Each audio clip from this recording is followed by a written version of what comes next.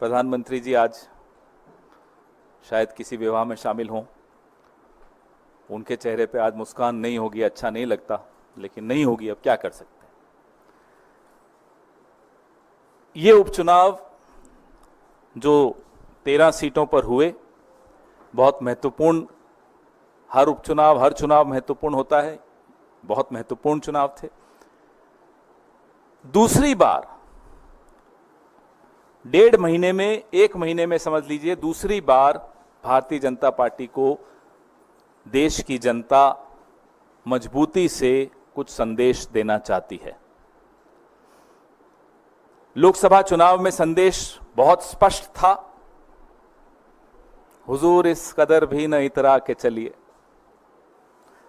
अब 1 महीना हो गया, लोगों ने देखा रवैया में कोई फर्क नहीं है, अभी भी वही ऐंठ, वही घमंड, वही अहंकार। फिर से एक संदेश दिया। उत्तराखंड में हम दोनों सीटें जीत गए, बद्रीनाथ की भी और मंगलोर की भी। हिमाचल में एक थोपा हुआ चुनाव,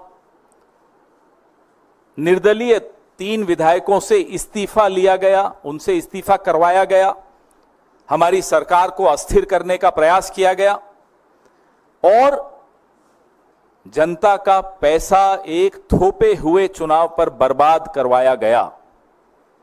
आप लोग उसको ऑपरेशन लोटस कहते हो, मैं उसको ऑपरेशन कीचड़ कहता हूं।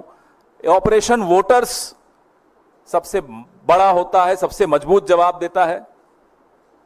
हिमाचल में देहरा विधानसभा क्षेत्र में, नालागढ़ में हमें जीत हासिल हुई। हमीरपुर हम हारे हैं, लेकिन ये तीनों सीटें ऐसी हैं जिसमें असेंबली इलेक्शन में, विधानसभा चुनाव में इंडिपेंडेंट्स जीते थे, कांग्रेस नहीं जीती थी। इस बार कांग्रेस ने 3 में से 2 जीत ली हैं।